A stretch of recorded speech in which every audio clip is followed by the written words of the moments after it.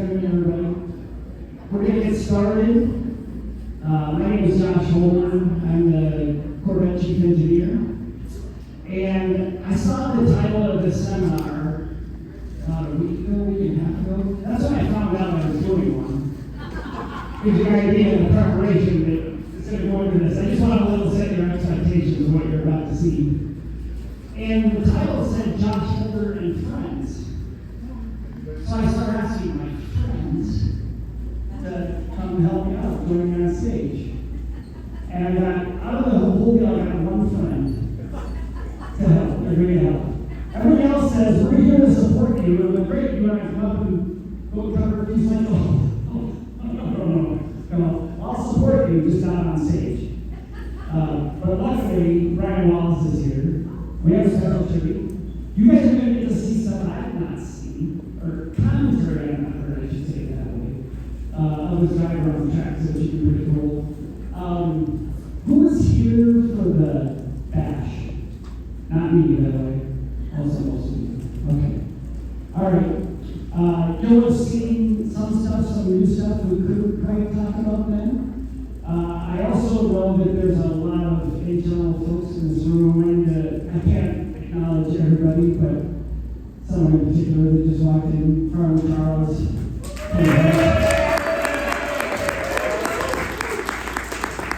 Kurt Bain,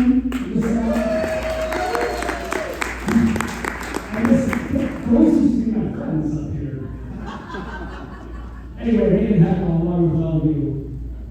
Okay. I'll start by talking about what's new for 26 that you couldn't share at the bash that we now can, and it's for all Corvettes. And we made a very significant improvement to the driver experience and the interior.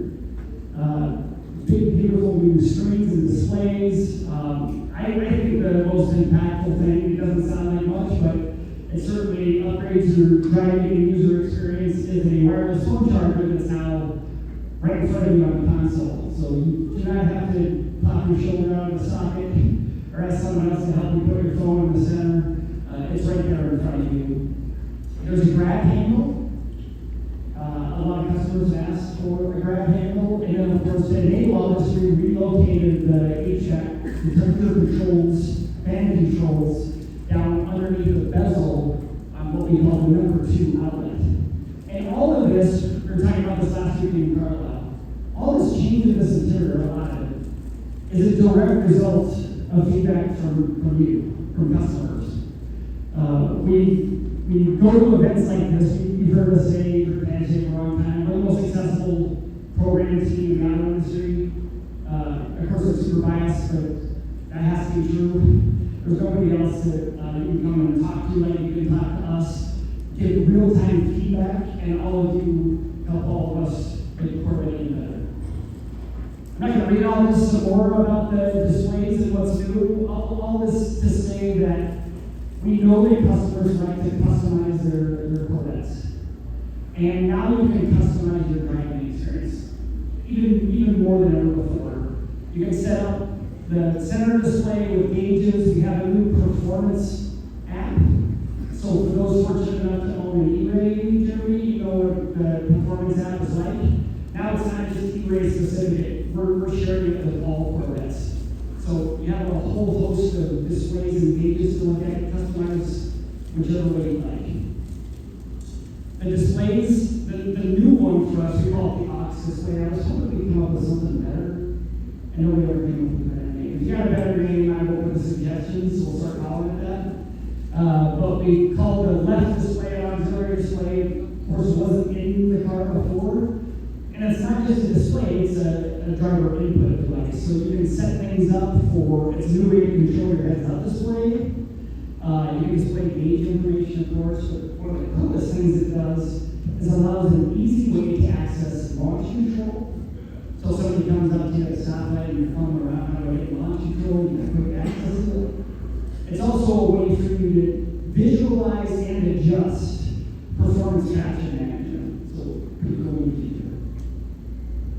More about the new applications, kind of like something that I touched on before. I do want to talk about performance data recorder, which that's another thing that would not be in Corvette, but work around. You did a bunch of pushing to get that into the 7th generation car, and we made improvements for the 8th generation car, and now we made another improvement for the mid-size one. One of the big things is allowing customers to view in the car lap comparison. So Cosworth that makes the performance data recorder for us, they have a software suite where you can download your files and view them outside the car. That's still true, you can still do that. But now you can do more of it inside the car. And then I think the most beneficial teaching tool, real-time teaching tool now, is it will show you live your lap time delta. So if you're doing laps on a track, you'll see how much faster or slower you are at your best lap. So that combined with now the visualization for performance traction management, which is also a great teaching tool, you can ratchet that up. And if you start to feel the car intervening more, you might want to step back down a little bit. That's another good driver aid with the performance data recorder that helps you get the most out of your Corvette. We've got some new interior colors. Some of them are out there, the Santorini and Blade Silver cars out there, if you haven't seen that yet. Adrenaline Red is not new, but what is new is the asymmetrical part of it. So it's another way to customize your Corvette where you can have driver's side, adrenaline, passenger side, and black. You can even mix and match seats. So not just the color of the seat, but whether or not you want a comp or a GT2 seat. We also have sky blue gray with medium ash gray and have arrow accents, so tone on tone, light gray color with bright stitching, and then the ultimate suede, which isn't really new, but what is new is the same green blue stitching. We talked to the dash about the 2 new colors. I think everyone's seen colors right now.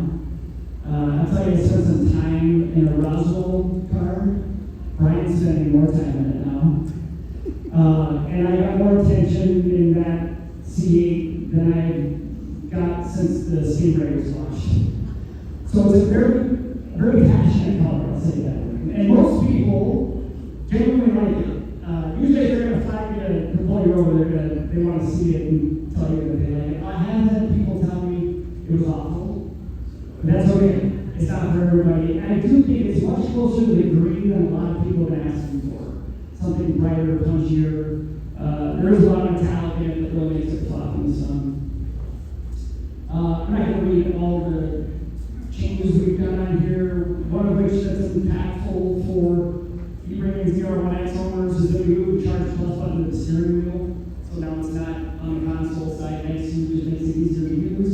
And then the blue from the ZR1 brake calipers, this will be the first time we're offering blue across more models. So for those that want to match brake caliper colors to their stripes, that's often a choice for most people. You can get the ZR1 brake caliper across other Corvette models. Okay, have you guys heard about this car? ZR1X? Yeah. So I probably anyway we can come up here and go through this information. I do want to point out one thing. The brakes.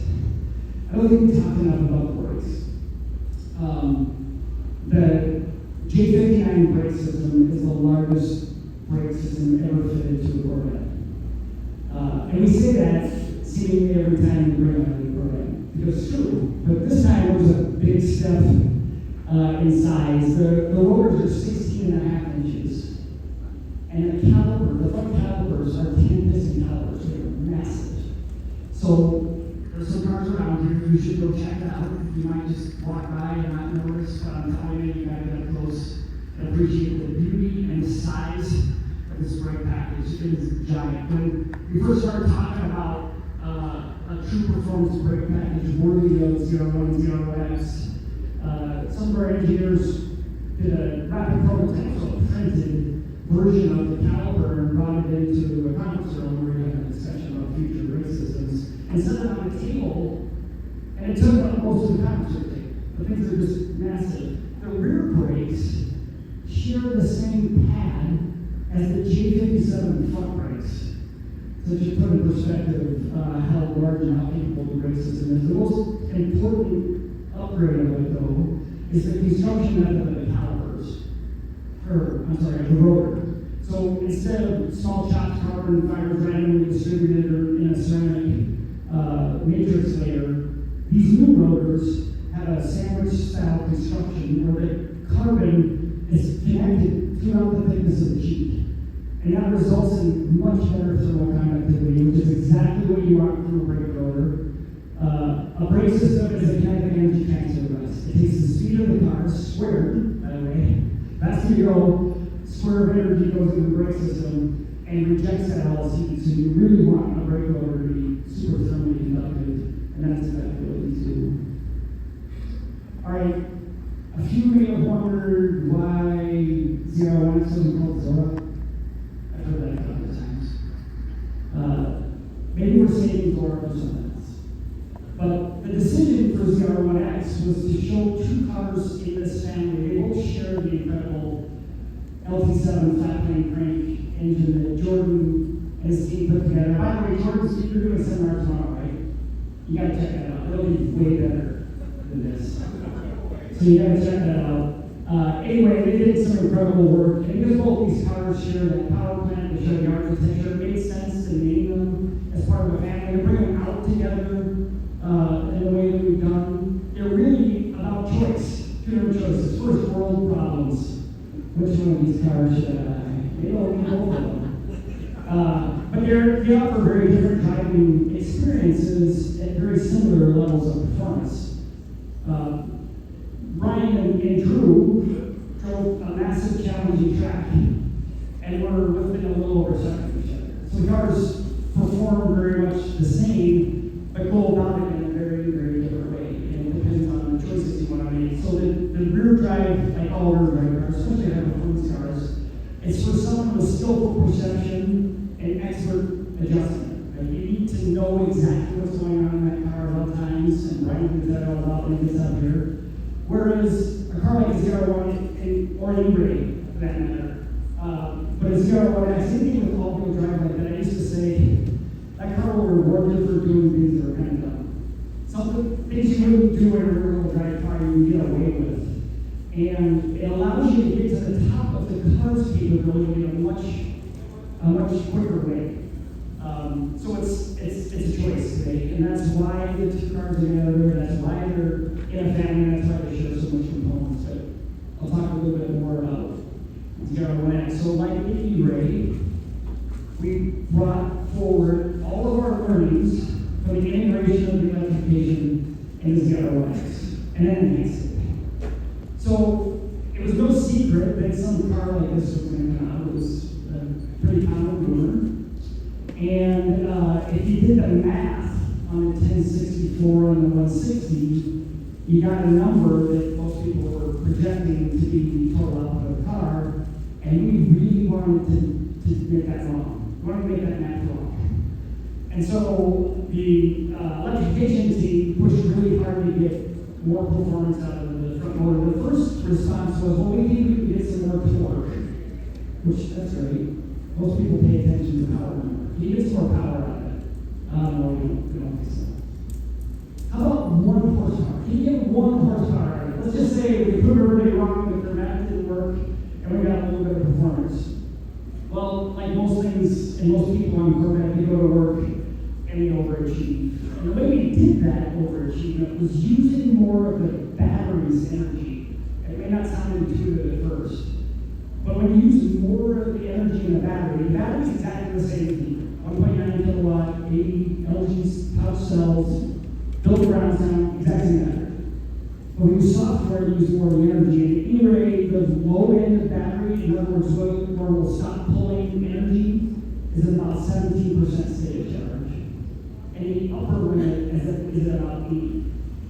And the ZR1X, we expanded that to 10% on the low end and 90% on the high end. So when you use more of that battery, the voltage in the cells and the current they can put into the motor go up. That means more power. But we couldn't just, like Tesla does, just change the software and give people more power, because the front motor was optimized to make 160 horsepower at that level of torque. And so when we increased that power, we had to make some changes to the front drive motor. We had to beef up the case, and and you had to change some bearings. Whenever you have gears running through shafts, you apply torque to them to try to pull apart from each other. That's what happens. When they pull apart from each other, the only way to react to those loads is with cases and bearings. And so I had people already ask, am I going to get this upgrade in my E-Ray? Sadly, the answer is no. That motor was optimized around the power level of motor in the E-Ray. And ZR1X is a slightly different driving unit, pretty substantially different driving unit to enhance the power of the ZR1X. Okay, to expand on the stuff we've learned doing the E-Ray, the chassis controls, I call it wizardry. The stuff that the team can do is absolutely incredible, assisted by technology, mainly processing speed. If you think about last night, we were talking about our chassis controls being befuddled by a car that exceeded 99 meters per second. That's pretty fast, by the way. But that processing speed allows us to accurately control a lot of power level, a lot of think about it, handling dynamics, torque vectoring, and things like that we learn on E-Ray, and then we take it to a massive upgrade in power. You don't just apply the same calibrations. It starts to take things over. So we had to make some changes to allow for that, but we also made some enhancements.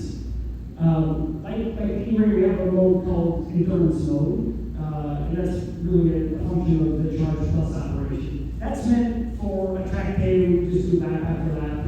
The car will be consistent, your end of straight line or your end of the straightaway speeds are going to be the same. It's going to be a consistent riding experience. Then we have what's called qualifying mode. And like the E-Ray, this is where if you apply throttle, if you command the output, it's going to give it to you until it has nowhere to give. So it's a good way to get your best lap time, but on your next lap, you're likely to be out of energy. In fact, if the system did its job, you would be out of energy because we want to give you as much of it as we can while you're asking for it. So it adds some intelligence to that, those two extreme modes. We have another feature now that included in the ZR1X called push to pass. So like an F1 car or any car or a few racing series where we have push to pass, we'll give you more power in that endurance mode that you can choose as the driver where to use.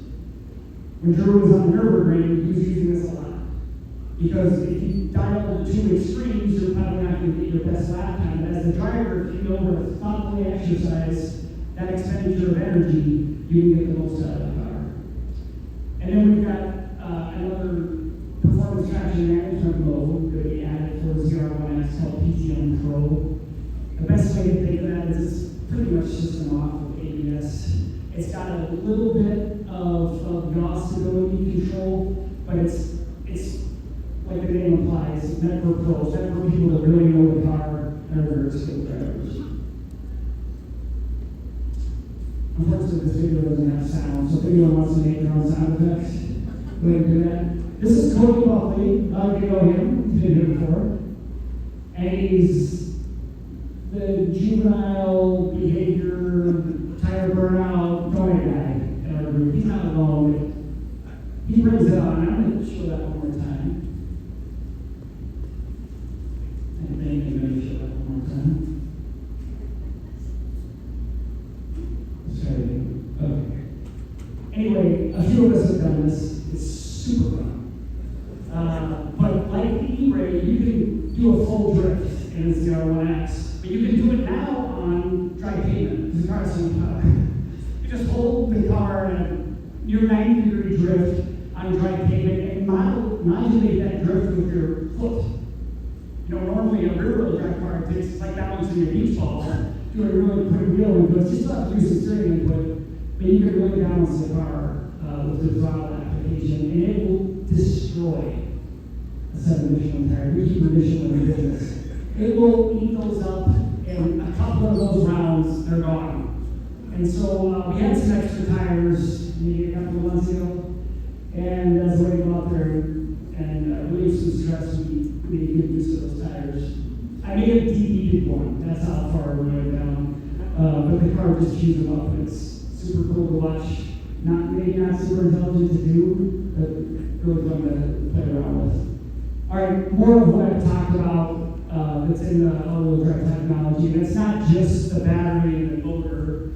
It affects the transmission, the engine. We have a single module that arbitrates torque between the internal combustion engine and the battery to make this all-wheel drive experience thoughtfully integrated in more than the sum of its parts.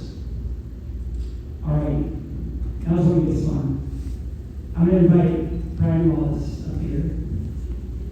For those that don't know Brian, he's our lead vehicle dynamics engineer, aka White and Handling Wizard. He is why I just made that comment about a Corvette being more than the sum of its incredible parts. He's why that happens. He and a few others on the team, actually many others on the team, are responsible for that work. And I've known Brian for a while. You might know his dad, Tom Wallace, right there, Tom and Carla. So there's some project lineage that Brian brings, but he is super well respected with our team. He's one of my heroes. He's going to think I'm making that up, because I give him a lot of crap. I'm not making that up, I'm being genuine. But what he and the others have done here show that our team, which has, as we say, a deep bench, there's more than just Brian that can do this kind of work. Nobody else can do this. There's no other automotive team on any manufacturer that has that skill set of super capable driving, very technical know-how, the ability to read a car. Usually those two are rare. There are some race car drivers that are good drivers and can read a car, but these guys know how to fix it. So when they don't like what they're reading, they fix it, and they go back and drive again.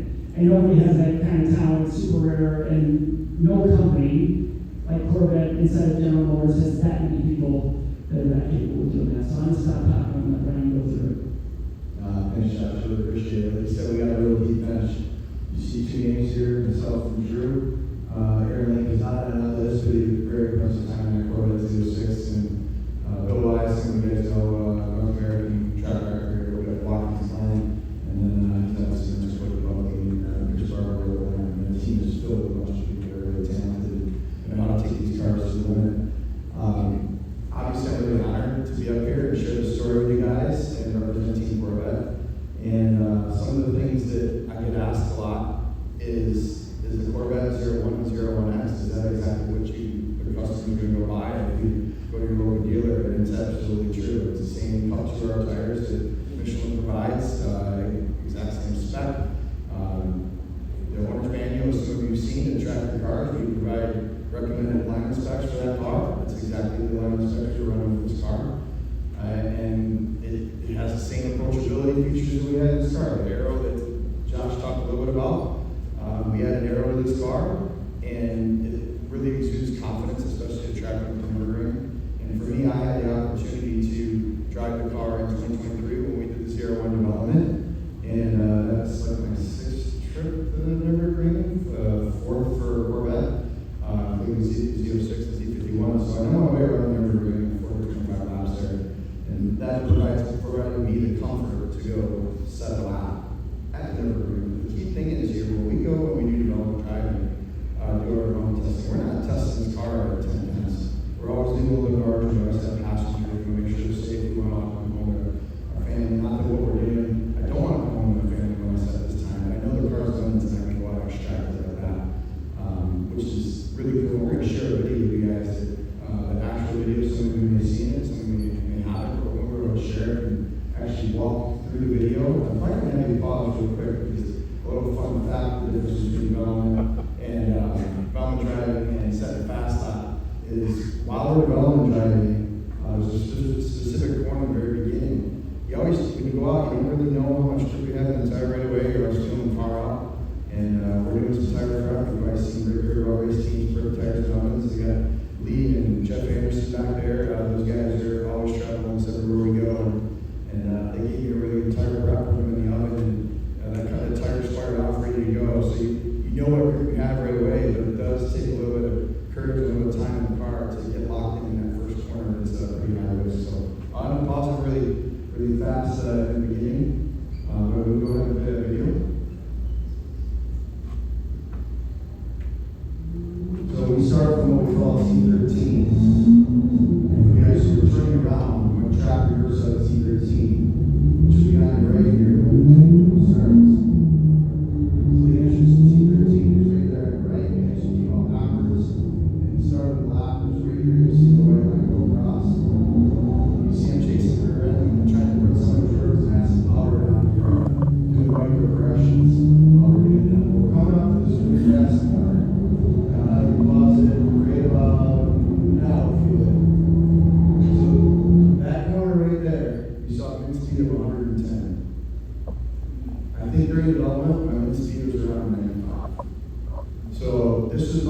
the corner that had the biggest speed difference when I set my lap. But a lot of it was what I said. You don't really know how much grip you have, but especially when you prepare the tire really well, you get to work up to it. Plus, the Nurburgring, if anybody's ever driven it, it's got a lot of intricacies, a lot of cambered corners, and you turn in, and the car doesn't turn quite the way you want to, but as soon as you get in that little cambered pocket, the car just turns.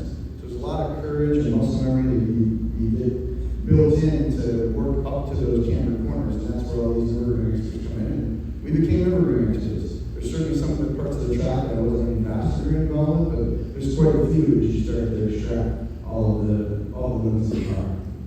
You should all take this in for just a second. I want you to just digest. First, look at the speed, and then look at the G-force. And actually, there was a 1.9 there.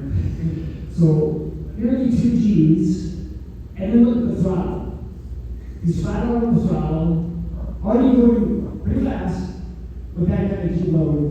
Imagine that experience driving that car. It's pretty awesome. Thanks for pointing it out. And you're also going to notice you probably don't see me tracked out all the way out through here. There's a reason for that. When we track way down to 64 horsepower, we wanted to show you some of those extra stuff to take advantage of that horsepower. And that actually, if I were to track out too far, then I would be able to set up the left hander. So some of the low horsepower credit that you watch there, they do really take advantage of that and actually get back to the right, but they're also going slower. They're not putting down as much power as we are.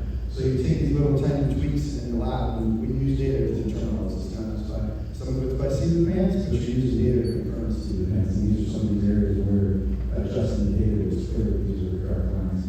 And then you'll see a small lift. You'll see carpeting really well. This is common theme, so I won't pause this much and talk as much about every corner. But there's so many. There's a reason why this is World State Road Program, because it's got so much content. There's so many elevation changes and vertical motions in the car. If you need the carpet here, it's going to get everywhere because you're using MR shots to manage all this. We're using a lot of ABS control for brake in the corner. The only corner after that is a huge brake in the corner left, right. So we have to have that perfectly balanced. Our chassis control team does an amazing job of that to allow us to be very capable, confident, and car super approachable. Let's go ahead and play. You see the bump right here. You can see the bump right there. You got to manage that a little bit with that. Huge brake corner here. You don't use a lot of curving in the Nurburgring because it's going to set the car. Same with here's a curve on the right. It was actually slower to go with that curve from here. So you see constant steering maneuvers here. Corner axle adjustment management. About 64 horsepower. This here is a pretty famous corner. It's called food plots. And you see the airport here, but you don't really mention where it's a super fast line corner. And unfortunately, it's the curve right there. And so you have to do all that. I don't think there's any such thing as a perfect lap there. And then take over the speed right here. It's for 85, 87, little lift. And mid speed 141 right to the bed of the compressor. And a few applause real quick. So that part of the track, leading all the way through there, is my second favorite section of the track. It's amazing. 141 mile an hour wind speed. And the arrow is allowing that to happen. These cups are up tires. These guys are all our chassis integration is allowing that to happen. But it's so the second part of the track is absolutely amazing. Now we're going to drop it into what's called cruise shore. That's allowing the hill, taking over the speed, and watch the lap. That's the peak lap we see in the track. It's somewhere over 2. We'll see what we're going to get. It might flash 2 or 2 here. Go ahead and play this. So it's wide open all the way down through here. You'll see as we go first, it's kind of shaky, but you'll see right down here. So that's turn to the left. This is where we'll see our teeth load. Car stop 2 open. Another line inside the corner. That's a very common theme where all the corners are lined as you're going through. And when you have 425 laps, you know where every corner's at and exactly where you want to place the car. Coming up here is we're going up the corner called Metzgerfeld. Another bumpy part of the track is it takes a lot of commitment to chuck the car in there. Another camera spot there, the car really lifts up. You see most of the TGs here. And now this actually, we call that Metzgerfeld 2, drop down into Collinard. And you notice there's a ton of content here. Line corners, elevation, beating. It's 73 corners and over 1,000 foot elevations, all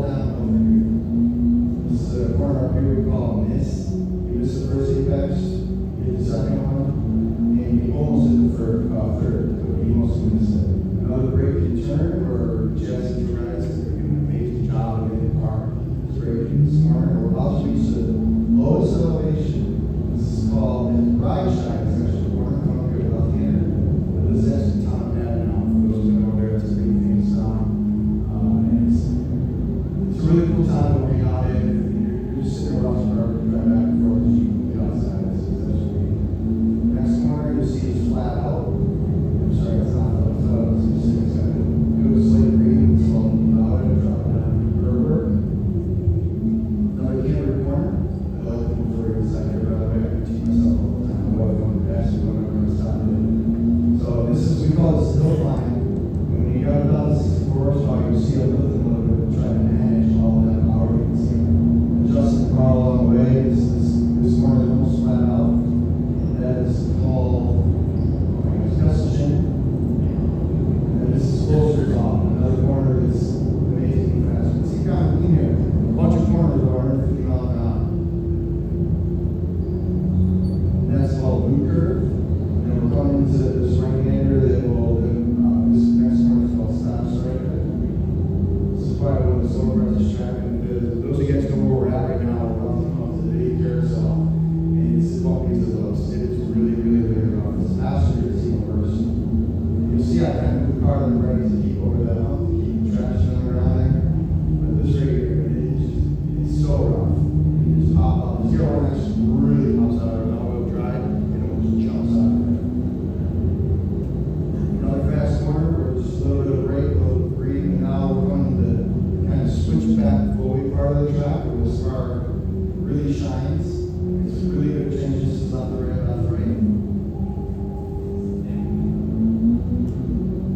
This corner up here is amazingly fast. You just throw it in there. When you first throw it in the seat, I guess I'm going to come up there.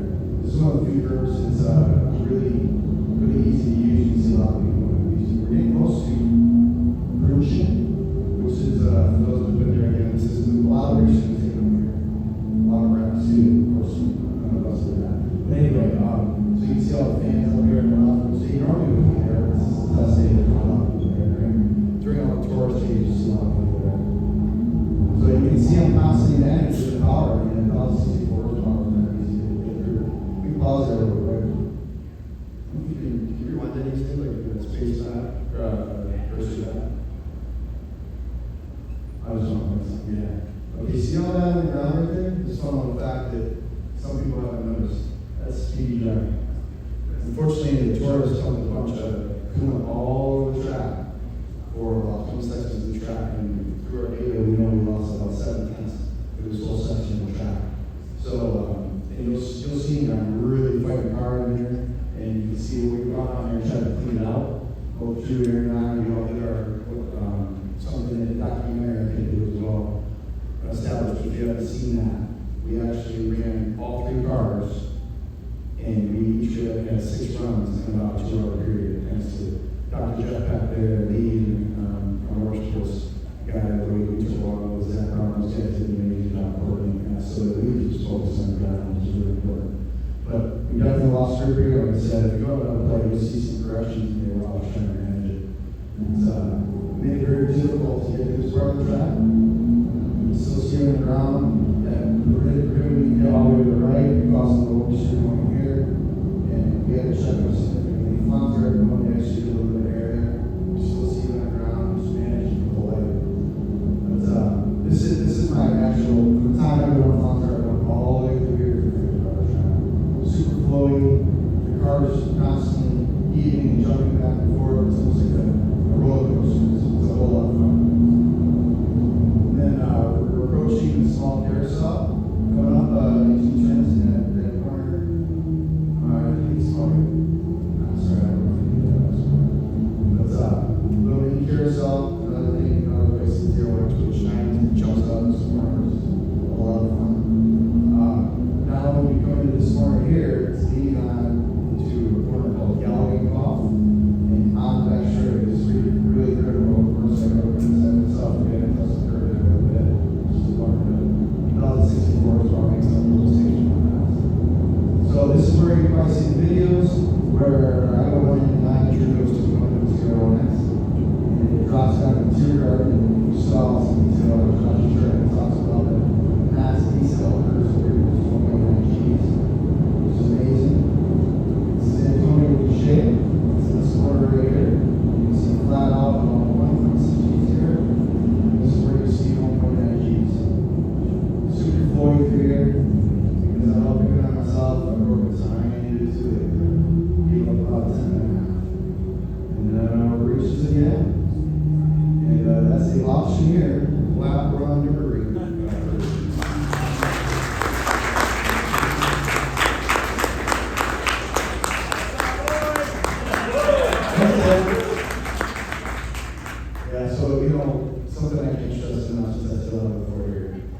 so many people, Josh has alluded to this, there are so many people that are in this. I have an amazing team that we work with in our performance group, that have a hand in this through ELSD integration, ABS development, chassis control, all of Jordan's team, pumping out about the 64, the calibration team, transmission team, and our office support we have on the engineering side, making sure we have the area that we need and going through the seven months to make the car. Thanks, Ryan. That was awesome. I was a little bit selfish that evening. Because I wanted to hear the truth. I kind of wonder what he's thinking for some of that stuff. I go through a food loss. I remember taking the garbage can and the curve. I really like Josh. He's a great guy. That's not good. Angela's our athlete. That was awesome. All right, we're almost done, and we're going to take some questions. I do want to cover the Quail edition. Some of you may have seen this or revealed this 2 weeks ago. At a place called the Quail. So that's just another name. It's a show at a golf course, also called the Quail. It's about the latest supercar of all supercars. Everybody who's anybody is at that show. And so we brought out a Quail edition. The very cool thing about this car is it's a matte, how do we call it satin? It's more satin than matte. Silver color that was developed by our paint shop right across the street. I don't even, our studio said, oh, paint this color. I mean, they came up with it. Chuck Valentine and his team showed us what they could do with the matte finish, and not all colors are possible to paint that way, but silver was one of them, and so we developed this color. It's a super cool car, very limited edition, but it's beautifully super. This is where we brag about ourselves, car and driver, we keep winning the 10 best. This is how I reinforced that your decision to buy a Corvette was a good one. Gain power, dependability. So Corvette remains the most dependable car in the segment. That says a lot about the quality that goes into every Corvette across the street at the assembly plant, that every Corvette is better than the one before it. We're continuously improving, and we very, very closely watch what happens with our customers and their cars and make sure that we're reacting appropriately. And all that hard work shows with these third-party awards. That helps resale, another Best Resale Value Award. So those that are thinking about upgrading, maybe buy a ZR1 or something else, know that the Corvette you have now is done a great job of holding its value. Another quality award, Consumer Reports. We've had a long history and not a great history with Consumer Reports on Corvette. In the past, they have been very, very nice to us, I'll just put it that way. They're a very tough act to break into, the way they rank cars. If you have a year that doesn't make their recommended buy list, you have to prove yourself back in. So you don't just get on it the next year. It used to be 3 years, it may have changed or something like that, though you have to earn your way in through repeat years of customer surveys. Okay, here's some build data information. I know a lot like to see this. I'm not going to go through all of this, but I'll pause here and let people take a picture. Of course, in 2025, we just started building ZR1s.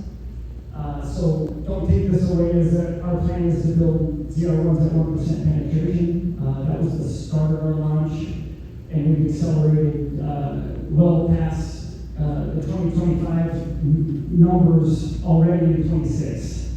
So ZR1 will get up on its stride here before the end of the year, and we're not going to limit the volume, at least artificially, on ZR1s. We're going to keep building them beyond volume 26. Just to look at some options, the penetration rates. Z51 is around about 50% now. It used to be substantially higher than that on Stingray. This is what usually happens to us as the life cycle ages. Of course, black wheels still remain very popular. Here's some Z06 options. Convertible is a very popular choice. It has been since we introduced the 8th generation Corvette. You get basically all of the utility with almost no compromises with the convertible, so customers choose it very highly. And then here's more stats on the meter. Okay, I want to cover chassis now a little bit, and Brian can probably touch on some of this too. As it relates to both ZR1 and ZR1X, the formula is very similar. Another example of how these cars are in a family. So we've tuned both of these cars very similarly. Now they have very different powertrain layouts and driving dynamics, but we still try to tune the car's chassis similarly and adjust that dynamics with chassis control. So for the ZR1X, the J59 brakes I was talking about before are standard.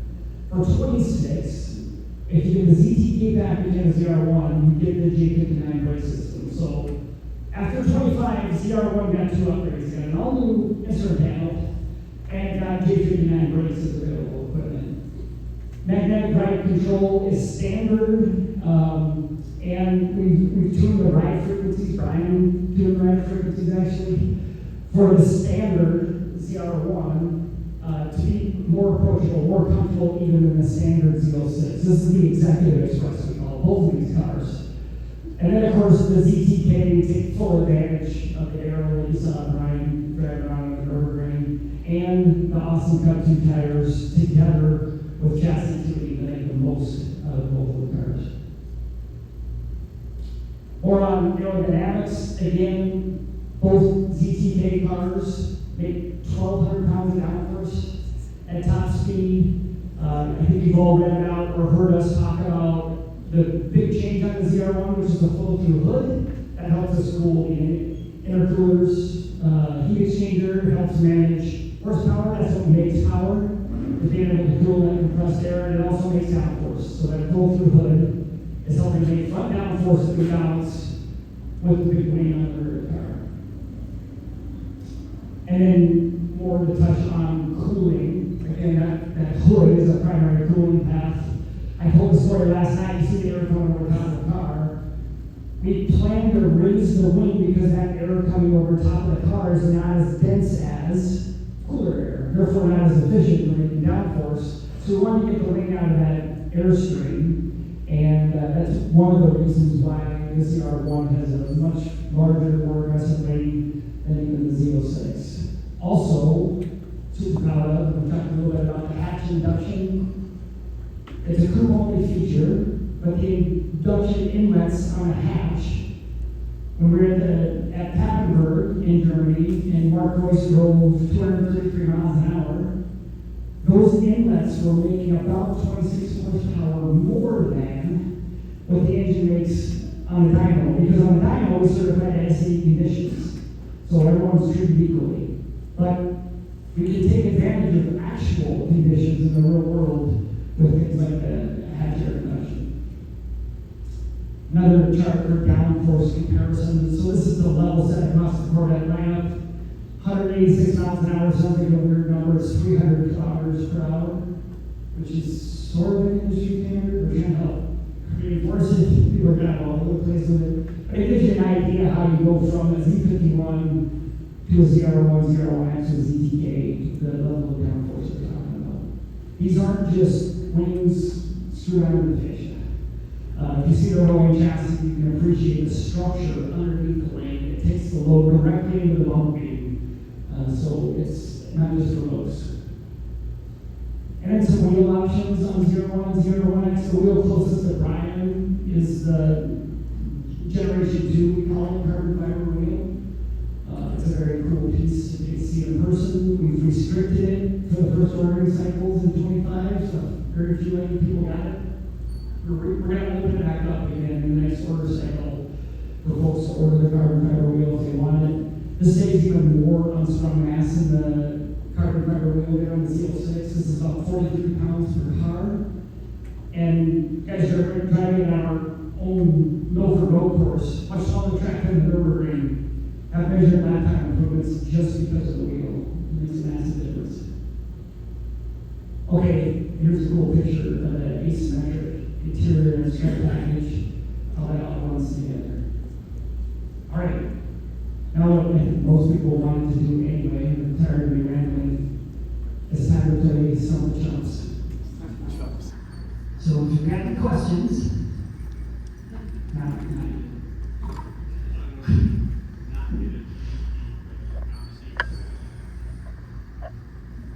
So Gary's asked the question, can you not get a comp seat? Yes. So you have a choice. But he's pointing out in this picture for those that don't know, is there's a GT2 seat and a comp seat I was talking about earlier. So it's not just color difference. You can get both GT2 or both comp seats if you choose to do that. Yep. Another question? If you couldn't hear that question, it was, does it come with the stripes automatically? It does not.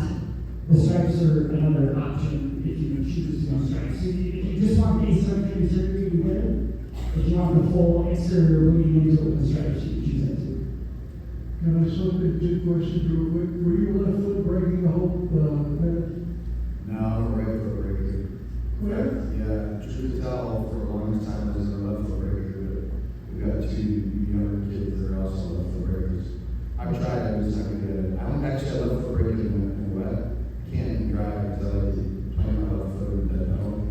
Because the minute we get out of that G, I start moving around and messes up my internal accelerometer. Did you use the pedals the whole way? No, I'm automatic. In fact, we get a lot of race car drivers that get in the car, and we actually ask them to just go ahead and run automatic. Like Ron Fellows, we had to teach him to drive automatic. Ollie was okay with it. The Fellows really wanted to use paddle. Like, no, just stop using paddle. The train is always in the right gear. This is Brian. After watching the film, you become a hero for a lot of people. So I would ask you who your hero. My father was a hero. He was a hero. Just take it out of your life.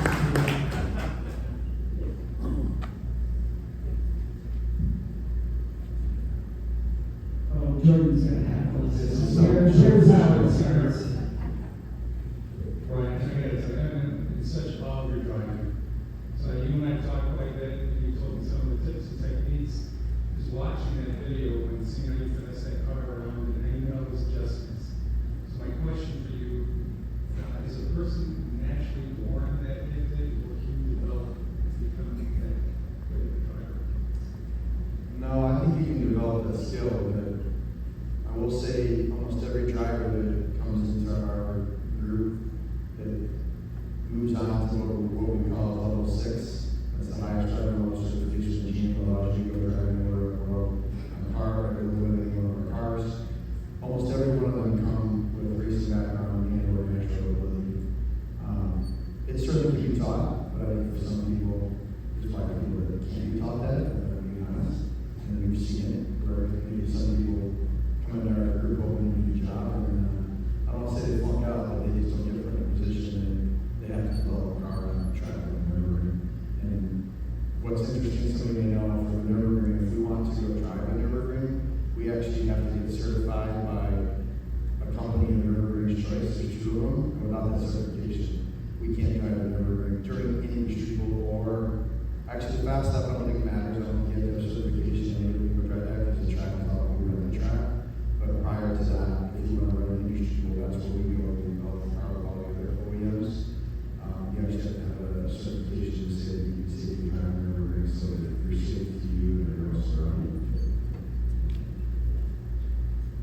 Hopefully that answers your question. I gave you more. I'm embarrassing from that. He's freaking gifted. I've chased him to nowhere. He's gifted. Thanks, brother Tom. He's pretty good too. We used to race together. Brian, I got a question. When you go to Nurburgring, how many people does it take? What kind of a team is it? How many people? That's a good question. If we talk about our full development trips that I referenced before, where every one of our tri-capable cars are taken to Nurburgring, it's somewhere around 25 to 30 people if we include all our OEMs, whether it's Bosch, Michelin, Tremec, that's 25, sometimes 30. It just really depends. When we talk about what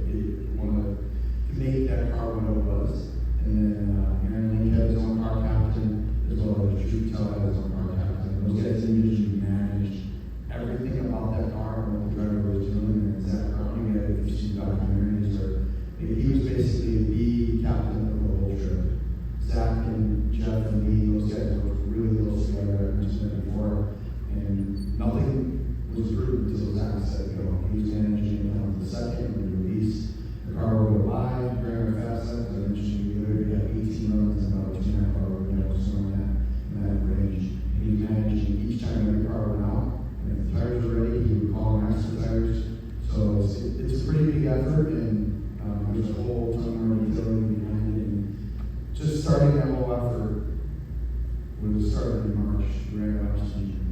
So I mean, it's a 3-month endeavor to do everything. It takes 6 weeks to ship new cars around, but we manage all the parts. So, you know, those Germans, they definitely have a lot on us, but we should have lost. That's a contact question. How many tires were shipped there and didn't come home? It would have been 0 if it wasn't for the rain and second testing. We had it used for every single tire. How many? How many came home? And how many did you use? You can answer.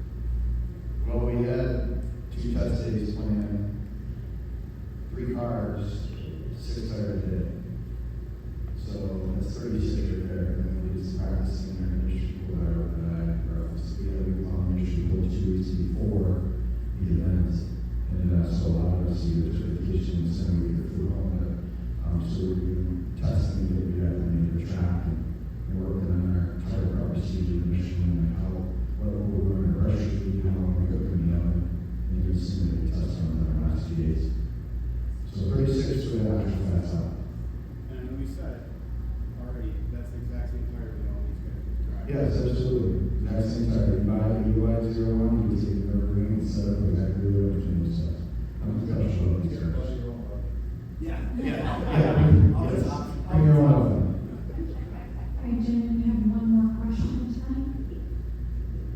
Yes, does wheel design have any effect on cooling, aerodynamics, or speed, or is it negligible? I think this is probably a good answer, and I'll tell you that Josh had mentioned the mass. The mass of the wheel is probably the single most benefit. We did all these runs with carbon fiber wheel, and it's a noticeable lap time increase using those carbon fiber wheels. As far as cooling, thermal cooling, I'm throwing it to you. Yeah, you can use a wheel, I would say not so much to cool, you can use it to reduce drag. It's usually a very closed off wheel. If you ever see, well, like a race car Bonneville, I have just the shiny dogfish wheel covers. That's a much lower drag option. We keep our wheels open for 2 reasons. Like that Brian said, the other is so that we can cool off the brakes. Because generally the brake guts blow from the inside of the car out. That helps evacuate air from underneath the car anyway. But we need that openness of the wheel to help cool off the brakes. In fact, nearly all of the wheel design is for mass and stiffness efficiency. You want a wheel to be really stiff, and you want it to be super light. Thank you all. Okay.